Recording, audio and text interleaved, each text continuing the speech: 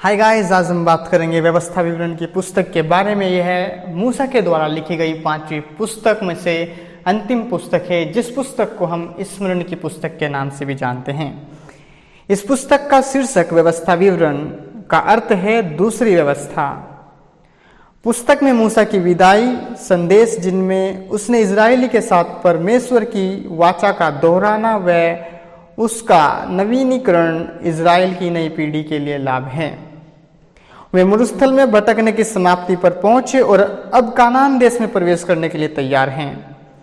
अधिकतर यह संभव है कि नई पीढ़ी को प्रथम फसह के पर्व का, लाल सागर को पार करना या सीनै पर्वत पर व्यवस्था देना याद न था, और आवश्यकता थी कि उनके सामने परमेश्वर की वाचा का, व्यवस्था व विश्वास योग्य का प्रेरणापूर्ण दोहराना व ताजा घोषणा को बताया जाए, जो कि आज्ञाकारिता की आशीषें व अनाज्ञाकारिता के श्रापों से संबंधित थी।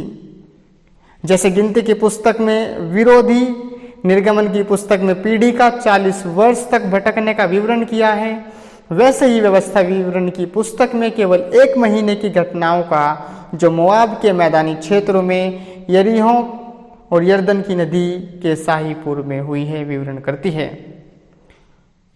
और इस पुस्तक का उद्देश्य परमेश्वर के सामर्थी कार्यों व वायदों के बारे में विवरण करना, विश्वास व आज्ञाकारिता की उनकी अपनी वाचा संबंधित का विवरण करना, स्वयं परमेश्वर के प्रति भय मानकर पवित्र करने की आवश्यकता के लिए उसके मार्गों पर चलें और अपने सारे मन, प्राण व शक्ति से उससे प्रेम व उसका आदर करें। और यह पुस्तक हमसे मूसा के 3 उपदेशों के बारे में विवरण करती है, जो अध्याय 1 से अध्याय 4 तक, जिसमें हम मूसा का पहला उपदेश देखते हैं, जिसमें मूसा कुछ बातों को दोहराता है।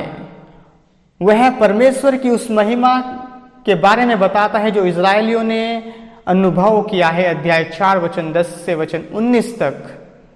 यहोवा के विरोध में जो कादेश बरने में पाप किया गया उसे स्मरण दिलाता है, और उनके विरोध करने से जहां पर 11 दिनों तक की यात्रा कर कर पहुंचा जा सकता था, वहां पर उनको 38 साल लग गए। और फिर वह अपनी उस गलती को याद दिलाता है, जिस गलती के कारण वह उस प्रतिज्ञा वाले भूमि में नहीं जा सका, और वह और बातों को बताता है और यह कहता है कि अपने नए अगुवे यहोशू को उत्साहित करें। और उसने यरदन के पार पूर्व की ओर 3 शरण नगर को अलग किया, अध्याय 4 वचन 41 से वचन 43 तक। और कुछ ऐसी महत्वपूर्ण बातें जो मूसा अपने पहले उपदेश में देता है। मूसा ने पहले उपदेश में इजराइल के इतिहास और सीनै पर्वत के बाद की असफलताओं को दोहराया और नई पीढ़ी को आदेश दिया कि परमेश्वर का भय माने और आज्ञा का पालन करें। मूसा का दूसरा उपदेश देखते हैं, जो अध्याय 5 से अध्याय 26 तक, जिस उपदेश में मूसा इजरायलियों को कुछ मुख्य बातों को बताता है, जिन बातों का इजरायलियों को पालन करना, उसको आज्ञा मानना अनिवार्य है।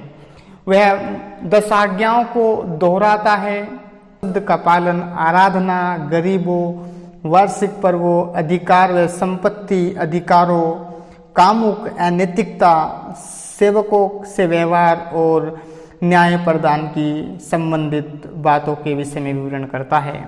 और वहीं पर तीसरे उपदेश में मूसा आशीषों व श्रापों की पूर्व सूचना देता है, जो इजरायलियों पर उनकी आज्ञाकारिता व अनाज्ञाकारिता के अनुसार आएंगे। और बचे हुए अध्यायों में मूसा द्वारा यहोशू की नियुक्ति की और उसका अधिकारी हो और मूसा की मृत्यु के विषय में साक्षी देती है।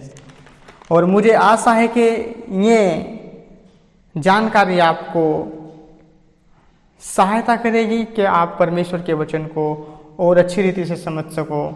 परमेश्वर सभी को आशीष दे। आमीन।